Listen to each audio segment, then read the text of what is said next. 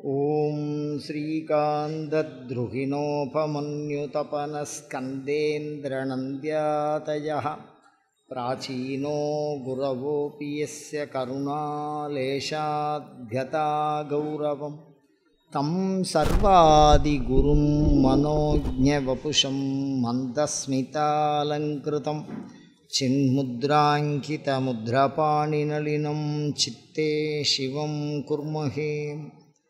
நமஸ்ஸரசே நமஸ்ஸரஸ்பதயே நமஸ்ஸகீனாம் புரோகானாம் சக்ஷுஷே நமோதிவே நம பிருதிவே நம. எல்லாம் வல்ல இறைவனுடைய பெருங்கருணையினாலே 450வது வார வளமான வாழ்விற்கு வழிபாட்டு சிந்தனைகள், ஆத்மசப்த விசாரம், நம்மை நாம் அறிவோம், ஆத்ம லக்ஷணம் அப்படின்னு சொல்லணும்.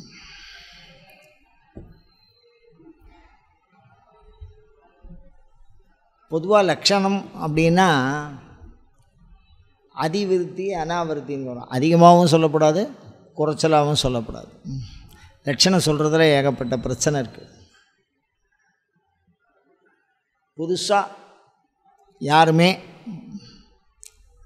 ஒரு மாட்டை பார்த்ததில்லை, நான் மாட்டுக்கு லட்சணம் சொல்கிறேன் அப்படின்னா முதல்ல கொம்புடையது மாடு அப்படின்னா மானை பிடிச்சின்னு வந்துடுவோம். வாலுடையது மாடு அப்படின்னா நாயை பிடிச்சின்னு வந்துடும். இப்படிதானே? அப்போது அதுக்கு லட்சணம் சொல்லணும் அப்படின்னா நம்ம சொல்கிறது அதிவிருத்தியாகவும் இருக்கக்கூடாது, அனாவிருத்தியாகவும் இருக்கும். குன்றக்கூறல் மிகைப்படக்கூறல்னு சொல்லுவோம். அந்த மாதிரி லட்சணம் வரைவு சொல்கிறது அப்படிங்கிறது கொஞ்சம் சிக்கலான விஷயம். ஆனால் அப்படி சொல்கிறோம், அது எந்த அளவுக்கு பொருந்தும் அப்படிங்கிறதெல்லாம் சொல்ல முடியாது. ஏன்? ஒரு ரிஜிஸ்டர் ஆஃபீஸர் இந்த வீடு யாருது அப்படின்னு கேட்குறார். அவர்கிட்ட நம்ம என்ன சொல்லுவோம்? அந்த வீடு யார் பேரில் இருக்கோ அவளுதுன்னு சொல்லுவோம். 100 வருஷத்துக்கு முன்னாடி அவள் பேரில் இருக்காது, 100 வருஷத்துக்கு அப்புறம் அவர் வாழ்ந்தாலும் அவர் பேரில் என்ன இருக்காது, அது இருக்க போகிறதில்ல. ஆனால் அவர் சொன்ன கருத்து தப்புன்னு ஆகுமா? அவர் பேரில், என் பேரில் இந்த வீடு இருக்கே அப்படின்னு சொன்னது தப்புன்னு ஆகுமா? ஆகாது. ஆனால் அவர் சொன்னது கருத்து உண்மையா, முற்றிலும் உண்மையா? 100 வருஷத்துக்கு முன்னாடி இல்லையே, அந்த கருத்து பொய்யினாதே. 150 வருஷத்துக்கு அப்புறம் அந்த கருத்து பொய்யினார்தே. அப்போ அந்த கருத்து லட்சம் எப்படி உண்மையை நம்புறீங்க? அதான் அந்த ஆத்ம லட்சணம்ங்கிறது உடனே வரையறுத்துட்டு இதான் முடிஞ்சிட்டோம் அப்படின்னு நாம் தெரிஞ்சுட்டோம்னா நாம் தான் அதில் தப்பு பண்ணுறோம்னு அர்த்தம். இப்போ இதுலேருந்து என்ன தெரியறதுன்னா, ஆத்மசப்தத்துக்கு லட்சணம் அப்படின்னா ஆத்மானா தன்னைத்தானே குறிக்கிறது அப்படின்னு. இந்த தன்னைத்தானே குறிக்கும்போது என்ன பிரச்சனை வருது அப்படின்னா, ஒரு சின்ன பையன், ஒரு 2 வயசு இருக்கும், அவனை குறித்து ஆத்ம லட்சணம் என்ன அப்படின்னு கேட்டால் அவன் என்ன சொல்லுவான்? அவனுடைய ஆத்ம லட்சணம் என்னவாக இருக்கும்? அவனுடைய வரலாறே அந்த 1 வருஷத்தில் ஆரம்பித்து இன்னும் 1 வருஷம், அவ்வளோதான். அந்த 2 வருஷத்துக்குள்ளே தன்னை பற்றிய ஒரு எந்த அளவுக்கு அவனுக்கு அறிவு இருக்கும்? அப்பாவை தெரியும், அம்மாவை தெரியும், மற்றபடி வேறு எந்த விஷயமும் தெரியாது. அப்போ அவனை பற்றிய கருத்து எதுவாக இருக்கும் அப்படின்னா பெரிதும் உடலாக இருக்கும். பெரிதும் உடல். அந்த உடலை தன்னை தான் என்று அந்த குழந்தை என்ன பண்ணும்? கருதிக்குது. அதனால் தன்னை அவன் அந்த மாதிரி கருதிக்கிறான். அதெல்லாம் முடிஞ்சு போச்சு. ஒரு பள்ளிக்கூடத்தில் கொண்டு போய் சேர்த்து விட்டா, அப்போ அந்த குழந்தை இன்னாருடைய பையன் தான் சொல்லும். அம்மா, அப்பா, மாமா, தாத்தா, அந்த உறவை வச்சு தன்னை தானே தெரிஞ்சுக்கிறது, அவ்வளோதான். அதுக்கு மேலே ஒன்றும் அதுக்கிட்ட எந்த விதமான பண்பும் இல்லை. அதே நீங்கள் ஒரு 5 வயசு தொடக்கப்பள்ளிக்கு வந்துடுறீங்க அப்படின்னா, நான் இந்த மாதிரி படிக்கிறேன், இந்த பள்ளிக்கூடத்தில் படிக்கிறேன், நான் 5வது படிக்கிறேன், மெட்ரிகுலேஷன் ஸ்கூலோ ஏதோ ஒரு இதை சொல்லுவான், இந்த ஸ்கூலு நான் இது படிக்கிறேன் அப்படின்னு சொல்லுவான். அதுக்கப்புறம் அப்படியே கொஞ்சம் அப்படியே தாண்டி போயிட்டேல்லாம் அதுக்கப்புறம் ஒரு பிஏ படிக்கிறான்னு வச்சுக்கோங்க. பிஇ படிக்கிறான்னா என்ஜினியர், அந்த படிப்பு முடித்தோன்னா தன்னை என்ஜினியர்னு சொல்லிப்பான். இப்போ எம்பிபிஎஸ் முடிச்சுட்டா டாக்டர்னு தன்னை சொல்லிப்பான். இப்படி தானே? நான் வேறு எந்த நோக்கத்துலேயும் இதை சொல்லலை. அவனுக்கான அறிமுகம் சுயமாக ஆரம்பிக்கிற பொழுது தன்னோட தொழிலை அவன் சொல்லிக்கிறான். அதுக்கப்புறம் கொஞ்ச நாள் போனோன்னே பணம், அவனுக்கு உரிமையான பொருள், இதோட ஓனர் அவர் அப்படின்லாம் நம்ம சொல்லிக்க ஆரம்பிக்கிறோம். அப்போ இந்த ஆத்ம லட்சணம் அப்படிங்கிறது இந்த இடத்துல ஒரு முற்று பெறாமல் ஒரு தொடர் ஓட்டமாக என்ன இருக்குது. அப்படிங்கும்போது அதை வரையறுத்து இது இதோடு நிறுத்திடும் அப்படின்னு என்ன சொல்ல முடியாது. அதுதான் பெரிய பிரச்சனை. இப்போ எல்லா பஸ்ஸுலேயும் ஒரு போர்டு போட்டிருக்கும். அந்த போர்டு வந்து அது எந்த ஊருக்கு போகுதுங்கிறத குறித்து இருக்குது. அந்த போர்டு போடல, அந்த லைட்டு எரியலை அப்படின்னா நாம் ஏற மாட்டோம்ல.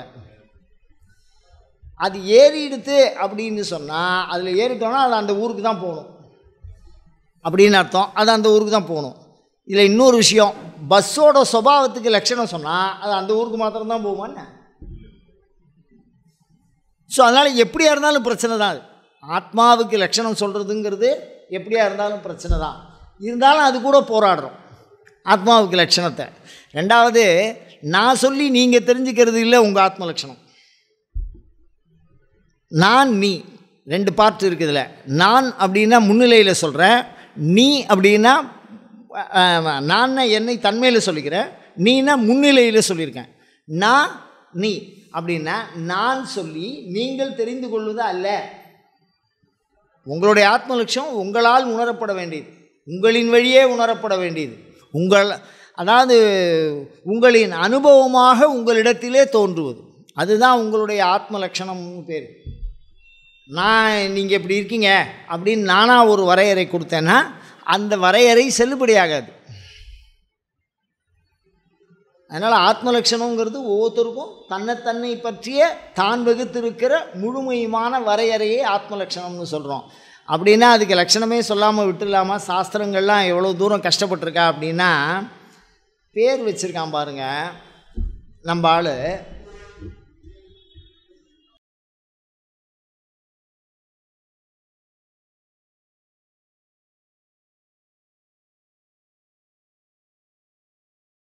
மனிதனை பற்றி லட்சணம் சொல்லணும் அப்படின்னு சொன்னால் நரஹா அப்படின்னு ஒரு வார்த்தை.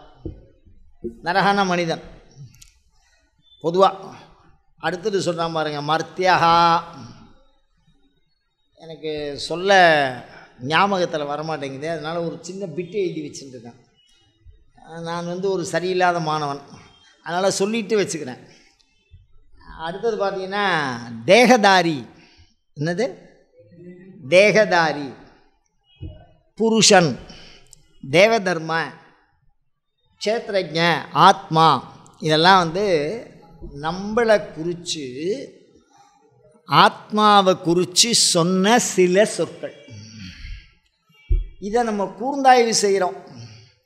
என்ன அப்படின்னா, நரகாங்கிற சொல்லுக்கு மலம்னு அர்த்தம். நரகாங்கிற சொல்லுக்கு மலம். மலத்தோடு கூடியவன் மனிதன் அப்படின்னு சொன்னால், ஒரு வயசில் பிறக்கிற குழந்தையும் மலத்தில் பிறந்து அந்த அந்த மலத்தை தட்டும் கையால், மலத்திலே பிறந்து 100 வயசில் உள்ள கிழவனாக இருந்தாலும் மலை ஜலம் கழித்து என்ன சாகுறான், போகிறான். இப்போ இதில் எந்த பருவத்துலேயும் இடையீடு இல்லாமல் ஒரு லட்சணத்தை நம்ம சொல்லணும்னா மலத்தோடு கூடியவன் அப்படின்னு சொல்கிறான் நம்மளை சாஸ்திரம். நம்மளை மலத்தோடு கூடியவன். அப்போ சொன்னவன் யாராக இருக்கணும்? நான் ரொம்ப குள்ளமானவன் அப்படின்னு ஒருத்தன் இன்னொருத்தனை பார்த்து சொன்னான்னா அவன் உயரை கம்பேர் பண்ணி சொல்லுவான். அவனை விட அவன் என்னது? குள்ளம். இவனை விட ஒசத்தி அப்படின்னு சொன்னால் அவன் பயங்கரமான உயரம்ப்பா அப்படின்னா, அப்போ அவனை விட உயரம். தன்னை முன்னிலைப்படுத்தித்தான் நாம் ஒன்றே அறிந்து கொள்வோம். அப்போது சாமியை பார்க்கும்போது நிர்மலகாங்கிறான், நம்மளை சொல்லும்போது மலகான்னு சொல்கிறான். அப்போ மலத்தோடு இயல்பாக தொடர்புடையவன் மனிதன். உடனே நம்ம சித்தாந்தத்துக்கு போயிட வேண்டாம். ஆணவமலம், கண்மமலம், மாயாமலம், அந்த விஷயம்லாம் இங்கே சொல்லலை. பொதுவாக மலம், உடலில் இருக்கிற மலம், ஓகேவா? இந்த மலத்தோடு தொடர்புடையவன். அதுக்கப்புறம் பார்த்தீங்கன்னா அப்போ மலமே இல்லாதவன் தான் இந்த வார்த்தையை மலகான்னு சொல்லியிருக்கணும். அப்படி மலமே இல்லாதவன் யார் அப்படின்னா தேவதைன்னு அர்த்தம். தேவதைக்கு தான் நிர்மலகான்னு பேர். அவன் நம்மளை பார்த்து சொல்கிறான். இது ஒரு பாருங்களேன், ஒரு உதாரணம் பாருங்கள். ஒரு ஹாஸ்பிட்டலில் போனால் ஒரு பொதுவான பேர் வச்சுருப்பான் பேஷண்ட்டுன்னு, அப்படி தானே? ஒரு பெரிய கடையில் போய் நிற்கிறோம்னா பொதுவான பேர் வச்சுருப்பான் கஸ்டமர்னு, இப்படி தானே? இதெல்லாம் பொதுவான பேர். நம்ம ஒரு ட்ரெயினில் போய் உட்காரணும், பேசஞ்சருப்பான். அந்த மாதிரி நம்மளை பார்த்து தேவர்கள் என்ன சொல்கிறான்? நரஹா, மலத்தோடு கூடியவன் அப்படின்னா. பிறவிலேருந்தே, பிறக்கிறதுலேருந்தே மலத்திலே உற்பத்தி ஆகிறான், மலத்திலே வளருவான், மலத்திலே போய் சேருவான். அவனோட மலம் நித்திய சம்பந்தமாக இருக்கு, அனித்திய சம்பந்தம் இல்லை. ஒரு காலத்தில் மலத்தோடு இருந்து ஒரு காலத்தில் தூய்மையாகிறதுங்கிறது கிடையாது. மலத்தோடு நித்திய சம்பந்தம் உடையவனாக நிர்மலமாக இருக்கக்கூடிய தேவதை சொல்லியிருக்கு, இல்லை தேவதையினுடைய அருளை பெற்றவன் சொல்லியிருக்கான். புரியுறதா? ஏன்னா தேவதைலாம் ஒளி வடிவம், அதுக்கு மலம்ங்கிறது இல்லை, சுத்தி அது. அதுக்கு அடுத்த வார்த்தையை பாருங்கள், எப்படி தான் கண்டுபிடிச்சான்னு தெரில. மர்த்தியாக, நான் சாக போகிறவன் அர்த்தம். அமெரிக்காவில் உள்ளவனுக்கும் இது பொருந்தும், ஆந்திராவில் உள்ளவனுக்கும் பொருந்தும். நீங்கள் உலகத்தில் எந்த மூலைக்கு போனாலும் இந்த வார்த்தை, இறப்பு என்பது எல்லோருக்கும், எவனவன் இறக்கிறானோ அவனெல்லாம் மனிதன் என்று சொன்னான். மர்த்தியா இலக்கணம் வச்சுருக்கான் பாருங்கள். பூ உலகத்தில் பிறந்த அத்தனை பேருக்குமே இது சம்பந்தம் பொருந்தும். தேவதை மேலே காற்றுல பறந்து சொல்லியிருக்கு போல இருக்கு.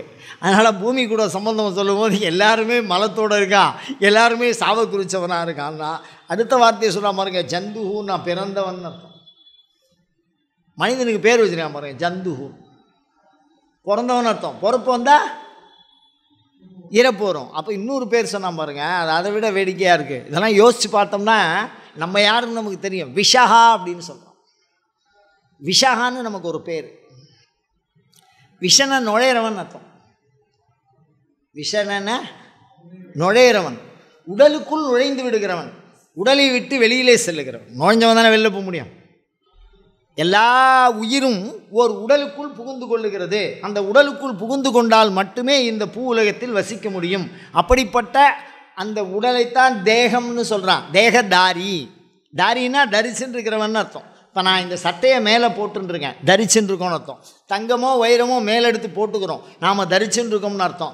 அந்த மாதிரி ஆன்மாவால் இந்த உடலானது தரிக்கப்பட்டிருக்கிறது, அதனால் தேகதாரின்னு சொன்னான். எவ்வளோ பேரை எவ்வளோ அழகாக சொல்லியிருக்கான் பாருங்கள் நம்மளை பற்றி. அதுக்கு அடுத்தது க்ஷேத்திரஜ்ஞான்னு சொன்னோம். ஜ்ஞான்னா அறிவாளின்னு அர்த்தம். அறிவு சார்ந்த ஒரு ஏதோ ஒரு வஸ்து. ஞான அவபோதனை, விழிப்புடைய ஒரு வஸ்து. அவ பாதுகாத்து கொள்ளுகிற ஒரு வஸ்து. அச்சம் காப்பது அறிவுனா. அறிவுனா என்னன்னா தன்னை பாதுகாத்துக்கிறதுன்னு அர்த்தம். அறிவு எதுக்கு பயன்படும்? பாம்பு கடிக்குது, தேள் கொட்டுது, காக்கா பறந்து போயிடுது. தன்னை பிறரிடத்திலிருந்து காத்து கொள்வதற்காக அதற்கு இருக்கிற சிறப்பு விசேஷம். மனிதன்கிட்ட அறிவு கூடுதலாக இருக்குது, இப்படி தானே? அறிவுங்கிறது என்னது? தீதொறியும் நன்றின்பால் உய்ப்பது.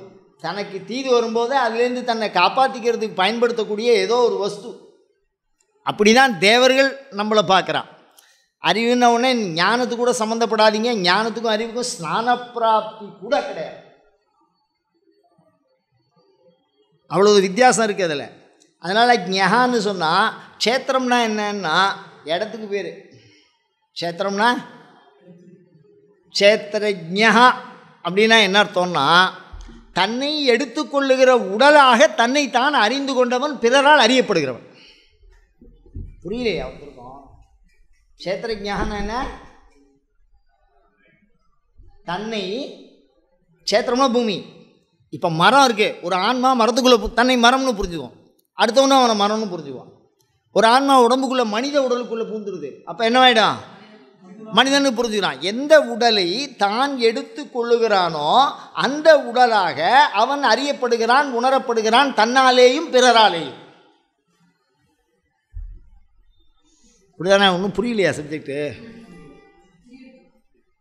இப்போ என்னன்னா க்ஷேத்திரஜ்ஞா. அடுத்தது பாருங்கள், புருஷா அப்படின்னா இது ஒரு சிக்கலான வார்த்தை. என்னன்னு கேட்டால், நம்ம லௌகீகத்தில் புருஷன்னா மணவாளனை சொல்கிற வழக்கம். யார் கல்யாணம் பண்ணிட்டாலோ அது மனைவி கணவனை பார்த்து என்னது புருஷா.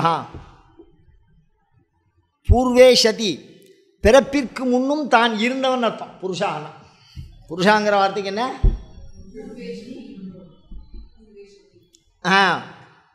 பிறப்பிற்கு முன்னும் இருந்தவன் அர்த்தம். அப்போ பிறப்பிற்கு முன்னும் இருந்தவன்னு சொன்னால் நீ யார்? அது எனக்கு தெரியணும். நான் பிறக்கிறதுக்கு முன்னாடியே அதுதான் நுழையிறதுன்னு ஒரு வார்த்தையை சொன்னான் விஷாகான்னு. அப்போ நுழைஞ்சவன்ல நான். அப்போ அந்த வஸ்து தெரியறது. அப்போ இது நுழைஞ்சிட்டு வெளியில் போகிறது அப்படின்னு சொன்னால் வெளியில் கிளம்புறவன் பிரேதகா, இங்கிருந்து புறப்பட்டவன் அர்த்தம். விஷாகான்னா உள்ளே நுழையும் போது சொல்கிறான் விஷாகான்னு. பிரேதகான்னா ஆன்மாவை பார்த்து சொல்கிறான், உடம்பை விட்டுட்டான். இங்கிருந்து புறப்பட்டவன் எங்கேருந்தோ வெளில போகிறான் அப்படின்னு. அப்போ பிறப்பிற்கு முன்னும் பிறப்பிற்கு பின்னும் ஏதோ ஒரு வஸ்துவைத்தான் புருஷன் என்ற வார்த்தையினால் பயன்படுத்துகிறார்கள். அப்படி தானே? புருஷங்கிறது இருக்கக்கூடிய ஏதோ ஒரு வஸ்து. நிச்சயமாக அது இதோட நின்று போய்டுறதில்ல. யானி காணீச்ச பாப்பானி. இந்த பிரதட்சிணத்தப்போ ஒரு ஸ்லோகம் சொல்லுவாள், யானி காணீச்ச பாப்பானி. பிறந்ததுலேருந்தே பாவம் தான் பண்ணுறோன்னு வச்சுங்க. யானி காணி அப்படின்னா எது வரைக்கும் நான் பாவம் பண்ணியிருக்கணும். அது எப்போ பண்ணுறேன்னா ஜென்ம அந்தர கிருதானிச்சு. ஜென்மம்னா நான் இந்த உடலை எடுத்ததுலேருந்து ஆரம்பிக்கிறது ஜென்ம அந்தர. இப்போ என்ன விஷயம்னா ஜென்மாந்தரம்னா என்ன அர்த்தம்னா பிறப்பிற்கும் இறப்பிற்கும் இடையிலே தொற்றிக்கொண்டது இந்த பாவம். பிறப்பிற்கும் இறப்பிற்கும் இடையிலே புண்ணியத்தை சம்பாதிக்கலாம், பாவத்தை சம்பாதிக்கலாம், ஞானத்தை சம்பாதிக்கலாம். எதையோ ஒரு விஷயத்தை சம்பாதனார்த்தம் பூ உலகத்தில் பிரவேசம் பண்ணுறோம் நம்ம. அப்போ விஷயம் என்ன அப்படின்னா அது முன்னாடி இருக்குன்னு ஒரு வஸ்து இருக்கு. அந்த வஸ்துவை தான் சொல்கிறான். அது சம்பந்தம் இல்லாத வஸ்துவாக இருக்குது. அது சரி, அது எப்படி இருக்குன்னு கேட்டான். அது எப்படி இருக்கு அப்படின்னா அந்த ஒரு வார்த்தை ஒண்டி தான் மனுஷனை பற்றி கொஞ்சம் கௌரவமாக சொல்லியிருக்கான். தேவ தர்மஹா அப்படின்னு. என்னது? கொஞ்சம் வேகமாக தட்டுங்களேன், கொஞ்சம் மகிழ்ச்சியாகவும் இருக்கும்ல. தேவ தர்மஹான்னா என்ன அர்த்தம்னா உண்மையாகவே ஆத்ம ஞானத்தை யார் ஒருவன் தன்னைத்தானே அறிந்து கொண்டான உண்மையான ஆத்ம ஞானம் அவனுக்கு வந்துருது. ஆன்மாவை பற்றிய மெய்யறிவு, உள்ளதை உள்ளபடியே அறிகின்ற அறிவு. அப்படி வந்துட்டா ஒரு தேவதைக்கு உண்டான தர்மத்தை அவன் சுபாவத்தில் பெற்று விடுவான். இங்கதான் மேட்ரு. அப்போ ஒரு தேவதைக்கு என்ன சுபாவம் தான் இப்போ சிக்கல் வருது இல்லை?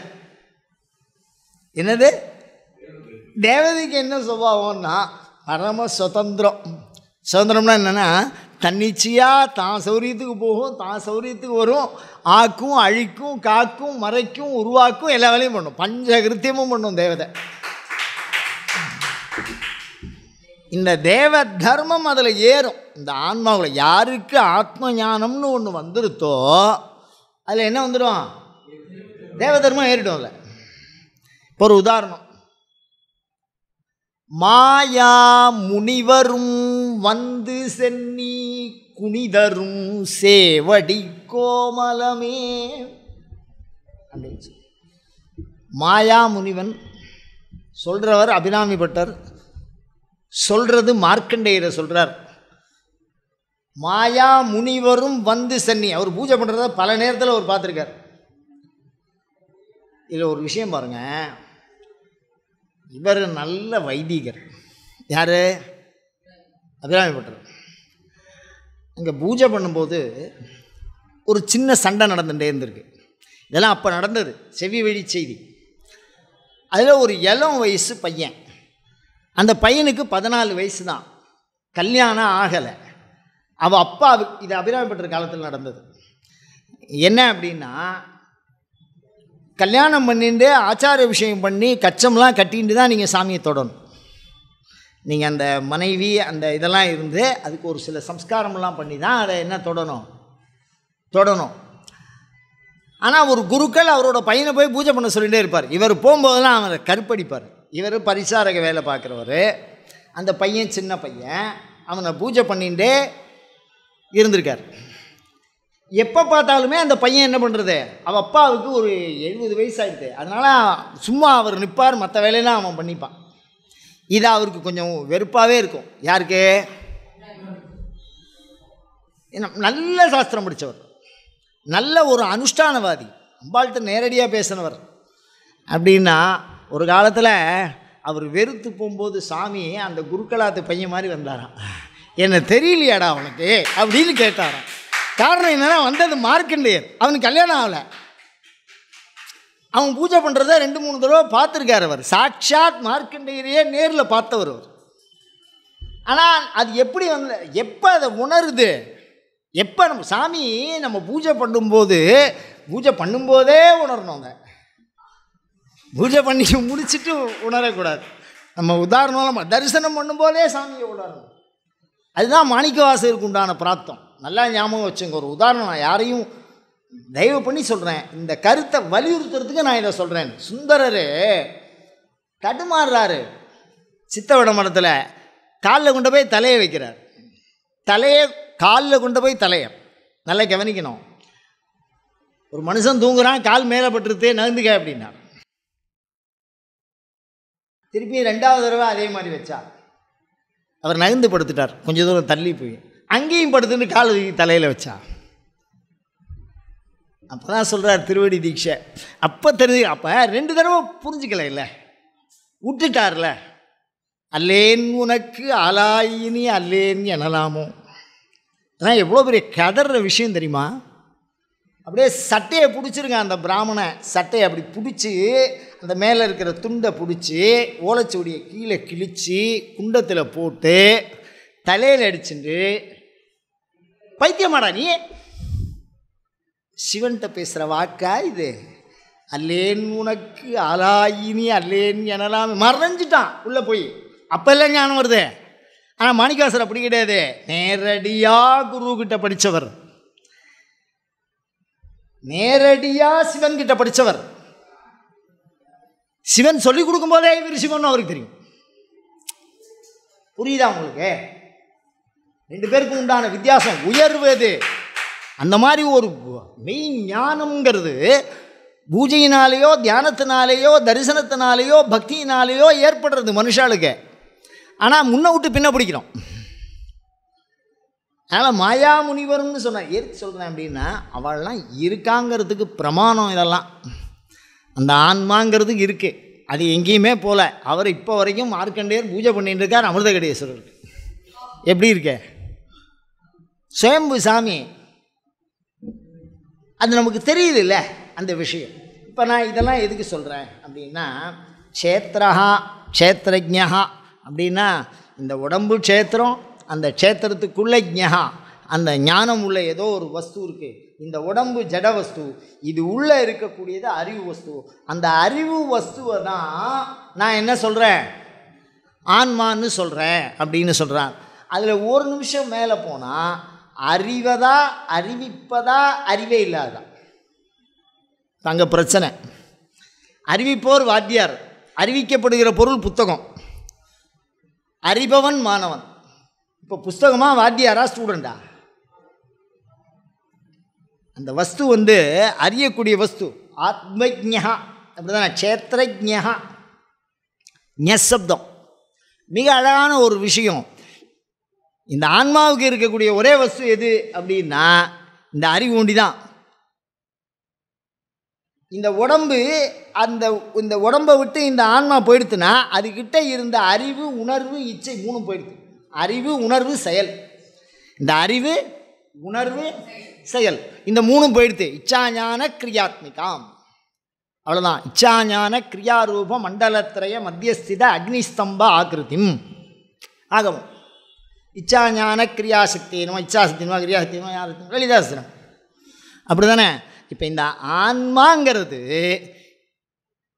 இச்சையோடு இருக்கிறதா கிரியையோடு இருக்கிறதா ஞானத்தோடு இருக்கிறதா?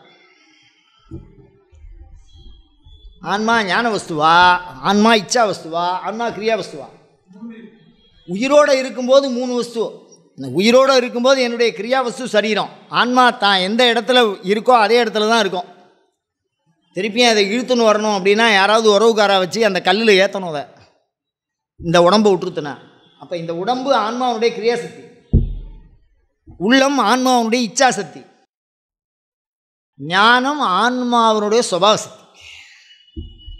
புரியல? அது உள்ளே போய் இந்த உடலையும் உள்ளத்தினாலேயும் தான் பெற்ற அனுபவம் இருக்கிறதோ இல்லையோ, அனுபவம் ஞானங்கிறது வேறு. அதனால தான் ஸ்நான பிராப்தி கூட இல்லைன்னு சொல்கிறேன். அந்த ஞான வஸ்து கூட அது சம்மந்தப்பட்டிருக்கு. இப்போ இந்த உடம்பு இருக்கிற வரைக்கும் அதுக்கு இச்சா உண்டு. இந்த உடம்பை விட்டுருதுன்னா தான் என்னங்கிறதே தனக்கு தெரியாது. இந்த உள்ளம் இருக்கிற வரைக்கும், இந்த உடல் இருக்கிற வரைக்கும் ஆன்மாவுக்கு கிரியை உண்டு. இப்போ கிரியை இல்லாமல் அப்படியே ஊஞ்சி உட்காந்துரும். இந்த உள்ளம் இருக்கிற வரைக்கும் ஆன்மாவுக்கு இச்சை என்ன உண்டு? இச்சை உண்டு.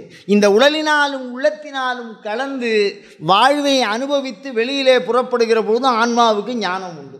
அப்போ இச்சா ஞானா கிரியா. உடலை இழந்தால் கிரியை போயிடும், உள்ளத்தை இழந்தால் இச்சை போயிடும். இது இரண்டின் இணைப்பை இழந்தால் ஞானம் போயிடும். உடலும் உள்ளமும் இருந்தும் நமக்கு ஞானம் வராது. குழந்தை பருவத்தில் உடலும் உள்ளமும் இருந்தும் நமக்கு ஞானம் வராது, வெளிப்படுத்த தெரியாது. பேசினதே பேசிக்கிட்டு இருப்போம். 95 வயசு ஆகிட்டுனா எவ்வளோ பெரிய ஞான சாஸ்திரமா படித்தவா இருந்தால் கூட என்ன ஆகிடும்? குழம்பிடும். அதோட விஷயம். ஆனால் இந்த 3 வஸ்துவும் இல்லையே, ஆன்மா விட்டுட்டு வெளியில் போகிறதோ இல்லையோ. அதனால் ஆத்ம சம்பந்தம்னு சொல்கிறார். அப்போ இதுலேருந்து நம்ம என்ன தெரிஞ்சுக்கிறோம் அப்படின்னு சொன்னால், தேவ தர்மத்தை உடையதாக இதை மாற்றிக்கணும் அப்படின்னு சொன்னால், நம்ம வாழும்போதே என்ன பண்ணிக்கணும்? இந்த ஆன்மாவை வாழும்போது உணர்கிறவன் தேவ தர்மத்தை அடைவான். இந்த ஆன்மாவை வாழ்ந்த பிறகு உணர்கிறவன் மோட்சத்தை அடைவான். அது வாழ்ந்த பிறகு எப்படி உணர்றது? அங்கே தானே பிரச்சனை. அதனால தானே தேவதையை கும்பிடுன்னு அடிச்சுக்கிறா. வாழும்போது வாழ்க்கையை உணர்ற மாதிரி இது உள்ளே இருக்கக்கூடிய ஆன்மாவை நம்ம உணரலை. வாழ்கிற வரைக்கும் நம்ம உடம்புக்கு தான் முக்கியத்துவம் கொடுக்குறோம், ஒரு குறிப்பிட்ட உருவம் வரைக்கும். அதுக்கப்புறம் பார்த்திங்கன்னா உள்ளத்துக்கு முக்கியத்துவம் கொடுக்குறோம். அதுக்கப்புறம்தான் உயிருக்கு முக்கியத்துவம் கொடுக்குறோம். அப்படி தானே? இப்போ என்னாகும்? எந்த பகுதி எது வரைக்கும் உங்களுடைய வாழ்க்கை? அப்போ ஞானசாரம்ங்கிறது இந்த உடம்பை எடுத்து அதை அனுபவித்து அதுலேருந்து வரக்கூடிய விஷயம். அப்படியே ஒரு ஞானசாரமாக இருந்து ஒருத்தர் பிரமாதமாக கப்பலை கண்டுபிடிச்சார், இன்னொருத்தர் பிரமாதமாக ஆகாய விமானத்தை கண்டுபிடிச்சார். கரெக்டு தான். ஆத்ம ஞானத்தை கண்டுபிடிக்கலையே. தன்னைத்தான் அறிய வேண்டும், அப்படி அறிகின்ற பண்பு வேண்டும். அதை மாத்திரம்தான் இந்த இடத்துல ஞானம். சத்தியம் அப்படிங்கிற வார்த்தைக்கு இருத்தல் இயல்பை மிக தெளிவாக சொல்லுகிறார். அதனால் இந்த இடத்துல ஆத்மாங்கிறது இது வரைக்கும் நம்ம நினச்ச சரீரத்தை வச்சு தான் வியாக்கியானம் சொல்லியிருக்கமே தவிர இதுதான் இதுக்கு முடிந்த லட்சணங்கிறது கிடையாது. ஆன்மாங்கிறது இந்த உடம்புக்குள்ளே வந்து போகிறதுங்கிற ஒரே ஒரு விஷயம் மாத்திரம் தெரியும். ஆன்மா உத்கிரமணம் ஏகோத்திஷ்டம்னு சொல்லுவாள். ஒத்தன் சபிண்டீகரணம் அப்படின்னு ஒத்தன் அப்படின்னு சொல்லுவாள். ஒருவன் என்னும் ஒருவன் கான் மாணிக்கவாசகர் சொல்வார். அந்த ஒருவன்னா இறந்து போனவர்களுக்கு சிரார்த்தம் போட்டு இலையெல்லாம் பண்ணுவாள். அதை எப்படி காமிக்கிறாங்கன்னா, பிராமணாலயத்தில் ஏகோத்திஷ்டம் ஒரே ஒரு ஆள் அப்படியே மேலே போகிற மாதிரி ஏற்பாடு பண்ணுவாள். அதில் தான் பிரேதகரணம் வரதுனால அந்த ஆன்மா மேல் நோக்கி செல்லுகிற பண்பு. அதை தான் பிரம்மசூத்திரத்தில் முதல்ல வியாக்கியானம் பண்ணுறார். தானாக ஆன்மா இருந்தால் மேல் சொல்லும் தன்மை அதுக்கு கிடையாதுங்கிறார். அது காத்திரம் எடுத்து அது விடும்போது பூர்வஸ்மிருதியினால் மேல் நோக்கி செல்லுகிற பண்பு அதுக்கு ஏற்படுறது. அப்படி ஏற்படுறதா இருந்தால் விஸ்வதேவர் சூரியன்லேருந்து யாரோ அந்த ஆத்மாவுக்கு ஒத்தாசை பண்ணுறா. அந்த விஸ்வதேவர் இல்லாமல் நீங்கள் ஆத்மாவை கும்பிட முடியாது. இது கர்மாவில் வருது. போதாயன சூத்திர கர்மா.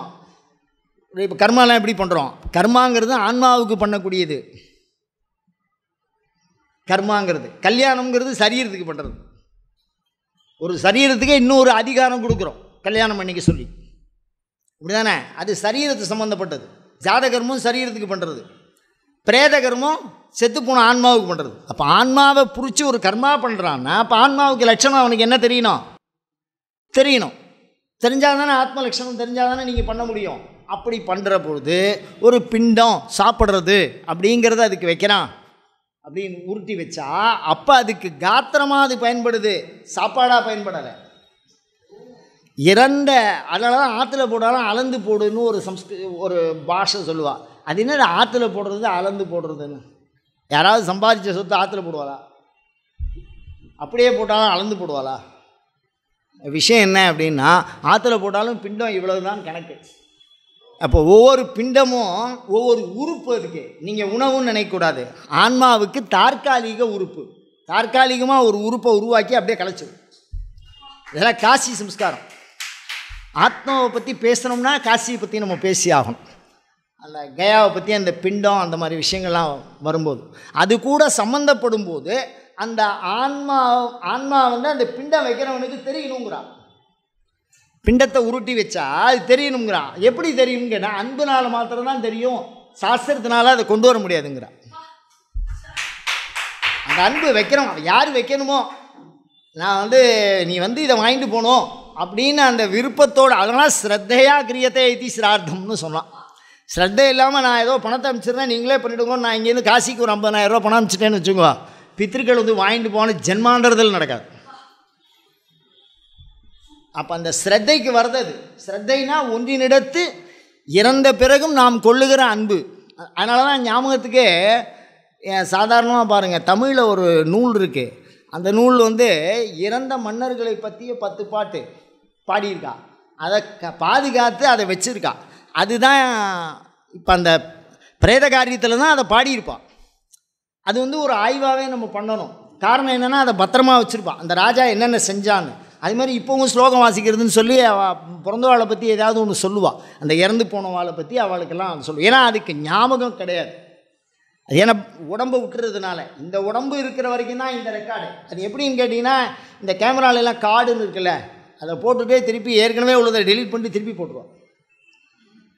அது மாதிரி ஆன்மாவில் இன்னொரு சரீர ஸ்மிருதி இருக்குது. அதுதான் பாவ புண்ணியத்தோடு சம்மந்தப்படுறது, அதுதான் அறிவு கூட சம்மந்தப்படுறது. அதை எழுந்துட்டோம் அப்படின்னு சொன்னால் நம்ம அடுத்த பிறவி எடுக்கிறதுக்கு பிரயோஜனமே இருக்காது. பேசிக் ஒரு கேமரா, அதில் ஒன்று ஒன்றா ஆட் பண்ணிகிட்டே போகிறோம். முதல்ல நம்ம அந்த பட்டன் ஃபோன் வச்சுருந்தோம், அதுக்கப்புறம் டச் ஸ்க்ரீன் கொண்டு வந்தோம், அதுக்கப்புறம் இப்போ வந்து கேமரா கொண்டு வந்திருக்கோம் அதுலேயே. அதுக்கப்புறம் பார்த்தா இப்போ டிவி எல்லாமே வந்துடுது. அது உள்ளே போகும்போது ஒன்று ஒன்று சேவ் பண்ணி வைக்கிற இல்லையோ, அந்த மாதிரி ஆன்மா உள்ளே போயிட்டு வெளில வரும், உள்ளே போயிட்டு வெளில வரும், உள்ளே போயிட்டு வெளில வரும்போது அது கேதர் பண்ணிகிட்டே வருது. அப்படி கேதர் பண்ணிகிட்டே வந்தாலும் அது வளர்றதோ தேயறதோ இல்லை, அதான் பிரச்சனை. அது வளர்றது அப்படின்னா நம்ம கண்டுபிடிச்சிடலாம், ஆன்மா ஒல்லியாக இருந்த ஆன்மா இவ்வளோ பெருசாக இருக்குது, நான் நட்டு வச்ச செடி இன்றைக்கி மரமாகிடுது அப்படின்னு பெருசாக இருந்தால் நம்ம கண்டுபிடிக்கலாம். இப்போ நான் ஒன்றே ஒன்று சொல்கிறேன் பாருங்கள், எனக்கு அருமையாக டைப் அடிக்க தெரியும். நான் ஒரு பொய் சொல்கிறேன், நீங்கள் ஒன்றே எனக்கு அடிக்க தெரியும்னு நினைக்காதீங்க. இன்னொருத்தருக்கு அருமையாக கார் ஓட்ட தெரியும். நான் புதுசாக ஒரு காரில் போய் உட்காருவேன், எனக்கு கையெல்லாம் நடுக்க ஆரம்பிச்சிடுவேன், செவுத்தில் கொண்டு அடிச்சிடுவேன். ஆனால் அந்த ஓட்டுறவாளுக்கு அந்த இயக்கம் தன்னுடைய கையிலேயே இருக்கும். நல்ல சர்ஜரி பண்ணுற டாக்டர் 10 நிமிஷத்தில் பண்ணுவார் எல்லாத்தையும். அவனுடைய அறிவு எதில் இருக்கே, அந்த கையில். இவா எல்லாரையும் வருஷலாம் நிற்க வைங்க, யார் டாக்டர் யார் இன்ஜினியர்னு சொல்ல முடியுமா உங்களால் விசாரிக்காமல்? அப்போ அவளுடைய பயணப்படுத்தினதுனால அந்த கைகளில் மாற்றத்தில் ஏதாவது இருக்கா? எந்த மாற்றமும் இல்லை. அந்த மாதிரி ஆன்மாவுக்குள்ள ஒரு மாற்றம் இல்லாமல் மாற்றம், அந்த மாற்றத்தை வெளியிலேருந்து பார்க்க முடியாது. அது எதால் மாத்திரம்தான் தெரிஞ்சுக்க முடியும்? ஆத்மா ஸ்வாத்மாவாக தெரிஞ்சுக்கணும். அதுதான் ஸ்வாத்மான்னு சொன்னது, தன்னைத்தானே. இந்த ஆன்மாவனுடைய வகையெல்லாம் முன்னாடி சொல்லிட்டு சொல்கிறது.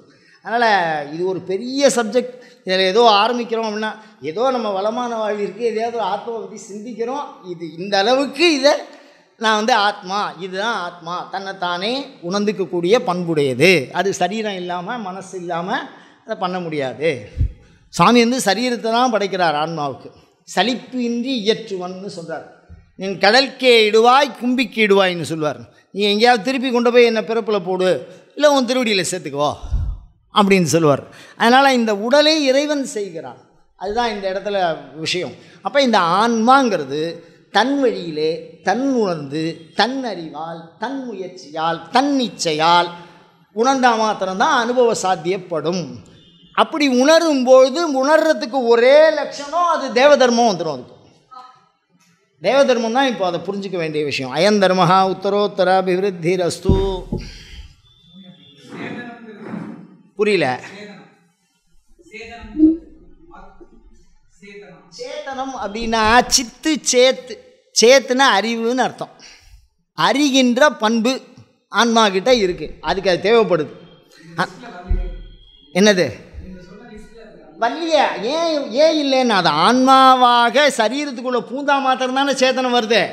அதுதான் கடவுள் கருணையினால் அதை உடம்பை கொடுத்து அதுக்கு அறிவை கொடுத்து நீ இப்பேற்பட்ட ஆளுன்னு சொல்கிறோம். அந்த அறிவு அதுக்கு இல்லையே. அதுக்கு எப்படி சுபாவ லட்சணத்தில் வரும்? அதை சுவாமியில் அதுக்கு வழி பண்ணி ஏற்றி விட்றார். நான் என்ன சொல்கிறேன், ஒரு காலி சீடு இருக்குது, அதை யாரும் விலை கொடுத்து வாங்கிட்டு போகிறதில்ல. ஆனால் அதுக்குள்ளே ஒரு விஷயத்தை ஏற்றணும்னா யாராவது வாங்கிட்டு போகிறான், அப்படி தானே? இல்லை ஏதாவது ஒரு நல்ல படம் பார்க்கணும் அப்படின்னா அந்த படத்தை அதில் பதிவு பண்ணுறான். அப்போ அதை எப்படி நீங்கள் அதை சொல்லுவீங்க சேத்தனம்னு? ஆன்மாவுக்கு சுபாவ லட்சணத்தில் அது வராது. ஆன்மாவுக்கு சுபாவ லட்சணத்தில் அது வரும்னா எல்லா ஆத்மாவுக்கும் ஞானம் வரும். சரீரத்தோட அவசியமே இல்லாத போயிடும், மனசோட அவசியம் இல்லாத போயிடும், சிருஷ்டிக்கு காரணம் இல்லாத போயிடும், ஏகப்பட்ட குழப்பம் வரும் இந்த விஷயத்தை நம்ம கேள்வி கேட்டோம்னா. அதனால் சேத்தனம்ங்கிறது அறிவு. அந்த சேத்தனத்தை ஆன்மா சரீரத்தை கொண்டு மனதை கொண்டு ஒன்றாக இயங்கி வாழ்ந்து தான் பெற்று அதை தானாக எடுத்துக்குது. அப்படி அதை எடுத்துட்டா அழியிறது இல்லை. நான் படித்த படிப்பு என்னை விட்டு போகிறதில்லை, எப்படி இருக்கே அதை மாதிரி ஆன்மாவில் பதியுது.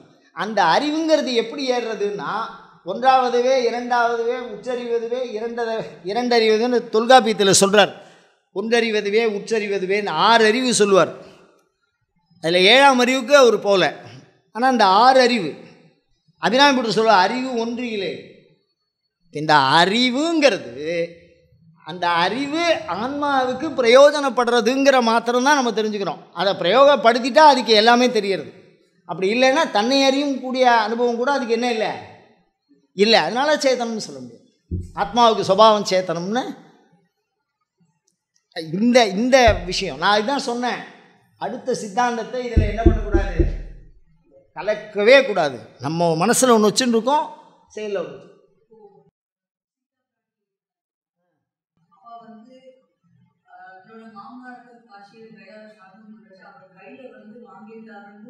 ஆமாம் ஆமாம், அதில் சந்தேகமே இல்லையே, அதில் எந்த விதமான சந்தேகமும் இல்லை.